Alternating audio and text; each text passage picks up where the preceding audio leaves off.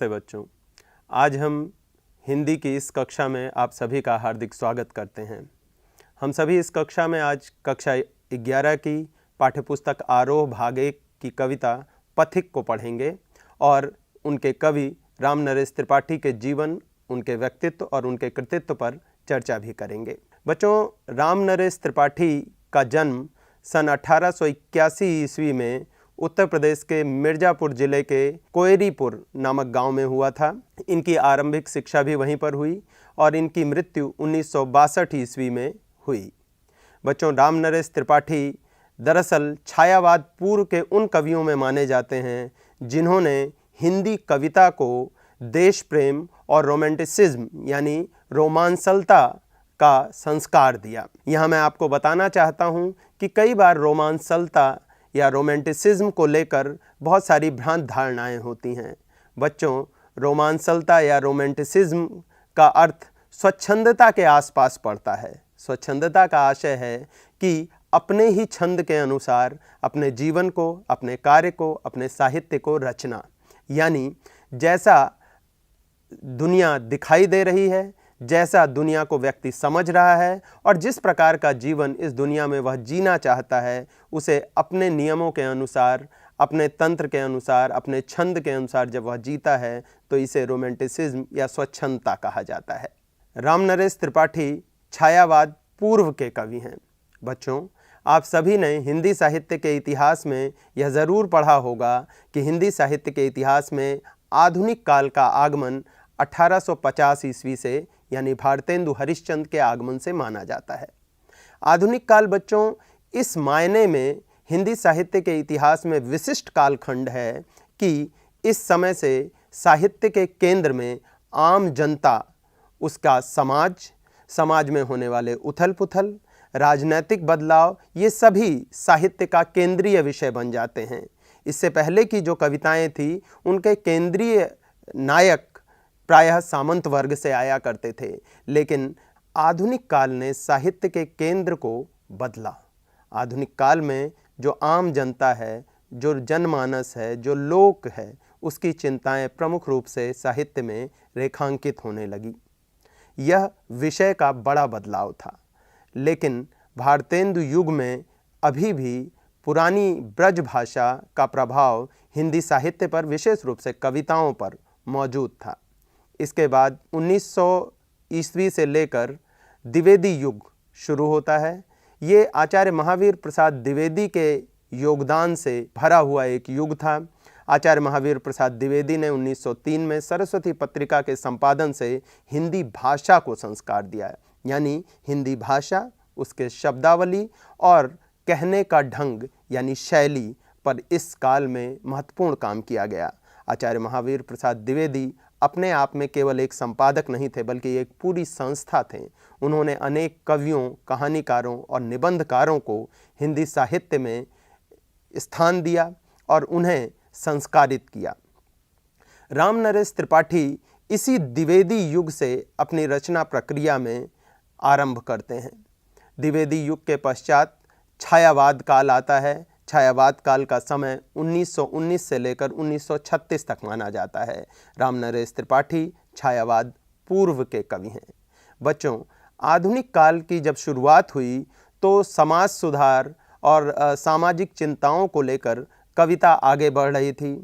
राम नरेश त्रिपाठी और इनके कुछ साथी कवियों ने एक जो बड़ा बदलाव किया वह यह किया कि उन्होंने शुष्क समाज सुधार के क्षेत्र से हिंदी कविता को रोमांस की तरफ अग्रसर किया।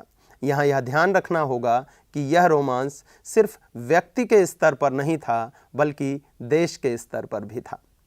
वैयक्तिक स्वच्छंदता के साथ ही साथ अपने देश के प्रति स्वच्छंद भाव से विचार करना और देश के विकास के लिए अपने प्राण प्रण को समर्पित कर देना, दरअसल यह इस काल के कवियों का एक बड़ा योगदान था। राम नरेश त्रिपाठी की एक कविता है जिसकी पंक्तियां मैं आपको सुनाता हूं।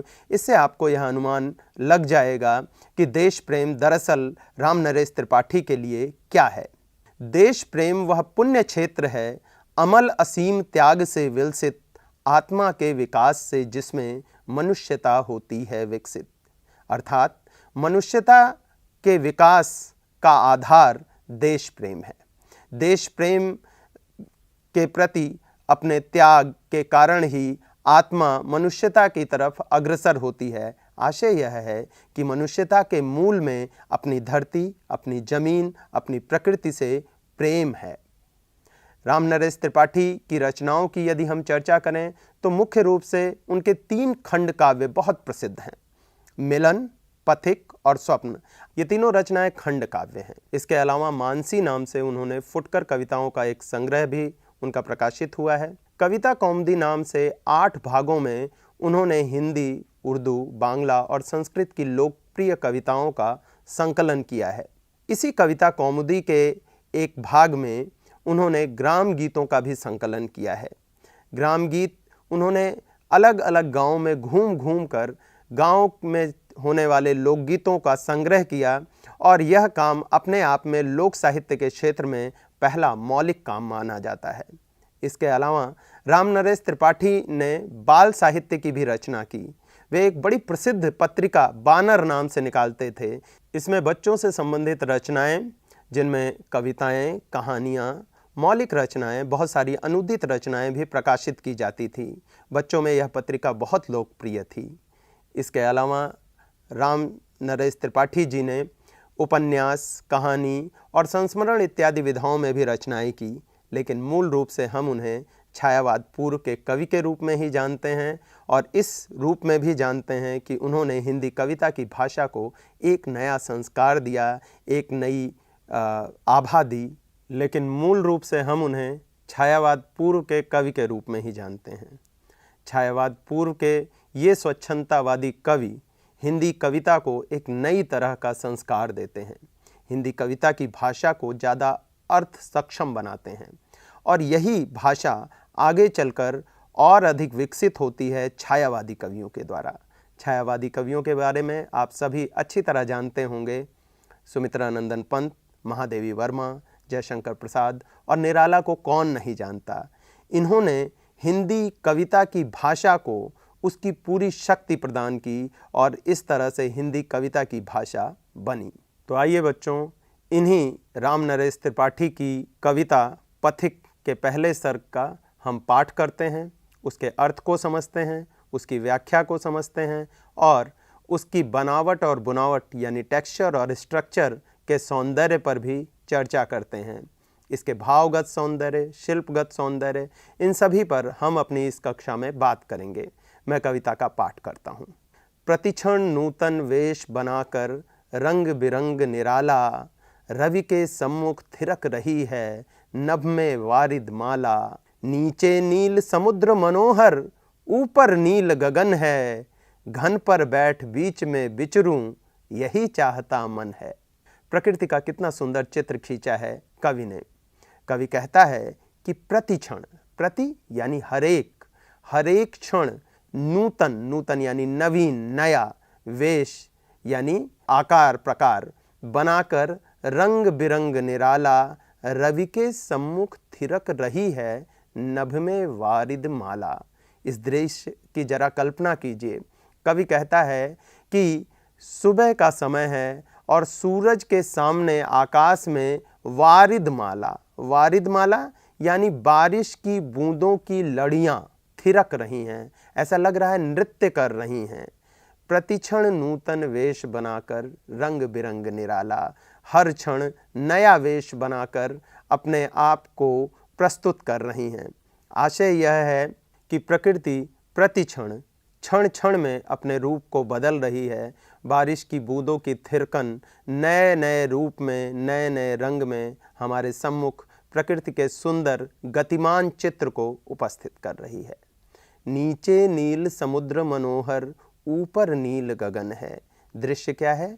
नीचे नीले रंग का मनोहर, मन को हरने वाला, मन को चुरा लेने वाला समुद्र विस्तृत है और ऊपर नील गगन है और ऊपर नीला आसमान है। घन पर बैठ बीच में विचरूं, यही चाहता मन है। आशय यह है कि कवि कल्पना कर रहा है कि ऊपर नीला आसमान है, नीचे नीला समुद्र है और इन दोनों के बीच में घन यानी बादल हैं। बादलों पर बैठकर वह विचरण करना चाहता है। देखिए बच्चों, कितना सुंदर गतिमान चित्र है। कल्पना का क्या अद्भुत उठान है। कवि यह कल्पना कर रहा है कि दृश्य इस प्रकार से है कि नीले समुद्र के ऊपर नीला आसमान और बीच में श्यामल श्वेत घन के ऊपर बैठा कवि विचरण कर रहा है, ऐसा उसकी मन में इच्छा जगती है। रत्नाकर गर्जन करता है, मलया नील बहता है, हरदम यह हौसला हृदय में प्रिय भरा रहता है। इस विशाल विस्तृत महिमा में रत्नाकर के घर के कोने कोने में लहरों पर बैठ फिरूं जी भर के। कवि आगे कल्पना करता है कि पथिक यह मन में विचार कर रहा है, पथिक सामने जो प्रकृति का दृश्य है उसको देखकर मुग्ध हो रहा है और बताता है कि रत्नाकर गर्जन करता है, मलया नील बहता है। रत्नाकर अर्थात समुद्र, सागर गर्जन कर रहा है, उसकी लहरें उठ रही हैं जिसके कारण गर्जना का स्वर हो रहा है। और मलया नील बहता है। मलया नील, मलय जमा अनिल, मलय पर्वत की कल्पना की गई है बच्चों हिंदी साहित्य में, और भारत के पुराणों में भी इसकी चर्चा होती है। दरअसल मलय पर्वत चंदन वृक्षों से भरा हुआ एक पर्वत माना जाता है, जिससे आने वाली वायु बहुत सुगंधित वायु होती है। तो कवि यह कल्पना करता है कि उसके सामने विस्तृत समुद्र गर्जन कर रहा है और मलया नील यानी मलय पर्वत से आने वाली सुगंधित वायु बह रही है। हरदम यह हौसला हृदय में प्रिय भरा रहता है, और इसके कारण हृदय के भीतर हमेशा एक हौसला, एक उत्साह भरा रहता है। वह अपनी प्रिय को, अपनी प्रियतमा को संबोधित करते हुए यह बात कहता है। यहाँ यह बात ध्यान दें कि इस कविता में जो पथिक है वह पथिक अपनी प्रिय को छोड़कर प्रकृति के सौंदर्य से मुग्ध हुआ जा रहा है। वह प्रकृति के सौंदर्य को में खो चुका है और प्रकृति को देखकर वह अपने मुग्ध भाव से इन उद्गारों को व्यक्त कर रहा है।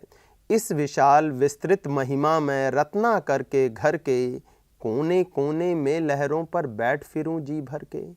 कवि के मन में यह आकांक्षा जगती है, इस सुंदर दृश्य को देखकर उसके मन में यह इच्छा जगती है कि इस विशाल, विशाल यानी बड़े आकार का, विस्तृत यानी अत्यधिक फैलाव वाले महिमा में, महिमा से युक्त, महिमा यानी महानता से युक्त, महानता यानी महानता बच्चों हम ऐसा मानते हैं कि जब किसी व्यक्ति के अंदर अनेक गुण होते हैं और उन गुणों से अन्य लोग पुरस्कृत होते हैं, अन्य लोगों को लाभ होता है, तो उसे महानता या उसकी महिमा कहा जाता है। आपने सुना होगा ईश्वर के विषय में अक्सर यह बात प्रचलित है कि वो महिमामय होते हैं, उनकी महिमा कौन जान पाया है। तो यहाँ पर रत्नाकर के लिए महिमामय विशेषण का प्रयोग किया गया है, और इस तरह आप यह भी समझ सकते हैं कि रत्नाकर का मानवीकरण भी किया गया है, क्योंकि महिमा मनुष्य की होती है। रत्नाकर यानी समुद्र। यहाँ एक चीज़ और ध्यान में रखिए कि सागर या समुद्र शब्द का इस्तेमाल करने की बजाय कवि रत्नाकर शब्द का इस्तेमाल कर रहा है। वैसे तो ये पर्यायवाची शब्द हैं, लेकिन पर्यायवाची शब्दों में भी कवि के लिए यह बहुत महत्वपूर्ण होता है कि वह कविता में सही शब्द को सही स्थान पर उपस्थित करे, अन्यथा अर्थ का अनर्थ होने की संभावना बनी रहती है। यहाँ पर समुद्र को विभिन्न गुणों से युक्त, बहुत सारी संपदाओं से युक्त बताने के लिए कवि यहाँ पर रत्नाकर पर्यायवाची शब्द का इस्तेमाल उसके लिए कर रहा है। तो कवि कहता है कि इस विशाल, विस्तृत और महिमा से युक्त समुद्र के घर के कोने कोने में, यानी उस घर के प्रत्येक हिस्से में लहरों पर मैं बैठकर फिरूं, ऐसा मेरे मन में आता है, ऐसा मेरे जी में विचार आता है कि मन भर के मैं इस सुंदर, महिमामय और संपदा से युक्त समुद्र में फिरता रहूं। निकल रहा है जलनिधि तल पर दिनकर बिंब अधूरा, कमला के कंचन मंदिर का मानो कंत कंगूरा। लाने को निज पुण्य भूमि पर लक्ष्मी की असवारी, रत्नाकर ने निर्मित कर दी स्वर्ण सड़क अति प्यारी। तो बच्चों, ये था इस कविता का पहला अंश। इस अंश में हमने देखा कि किस तरह से पथिक के सामने प्रकृति का सुंदर रूप बिखरा पड़ा है। वह उस रूप को देखकर मुग्ध होता है, उसमें खो जाता है और प्रकृति के इस रूप में अपने आप को तिरोहित कर लेने की कल्पना करता है। प्रकृति के इस रूप को देखकर मुग्ध पथिक जिस तरह से इस प्रकृति के रूप का वर्णन करता है वह अपने आप में अद्भुत है।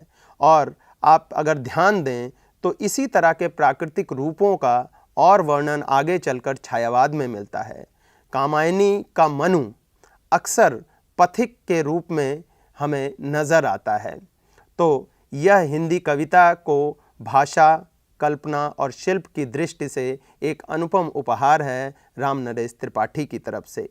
इस कविता में अनेक बिंबों का प्रयोग हुआ है। बिंब यानी कि आपने शब्द सुना होगा प्रतिबिंब। प्रतिबिंब का आशय होता है परछाई। बिंब शब्द हिंदी साहित्य शास्त्र में एक विशिष्ट अर्थ लेकर आता है। हम दुनिया को देखने के लिए, दुनिया को समझने के लिए अपने सेंस ऑर्गन्स यानी ज्ञानेंद्रियों का प्रयोग करते हैं। यानी हम दुनिया को छूकर समझते हैं, देखकर समझते हैं, चख कर समझते हैं, सूंघ कर समझते हैं। तो ये हमारी सभी ज्ञानेंद्रियां होती हैं, कान, नाक, आँख, जिह्वा, हमारी त्वचा।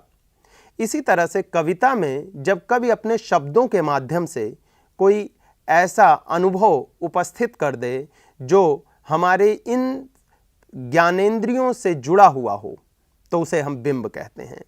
जैसे यहाँ पर दृश्य बिंब उपस्थित है, यानी इस कविता को जब हम पढ़ते हैं तो हमारे मन में एक दृश्य उपस्थित होता है विशाल समुद्र का।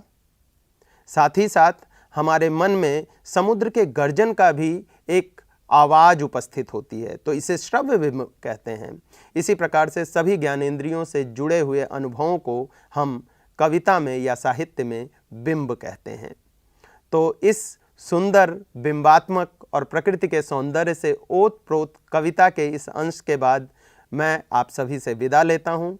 अगले अंक में इसी कविता के अगले अंश को हम लोग पढ़ेंगे। तब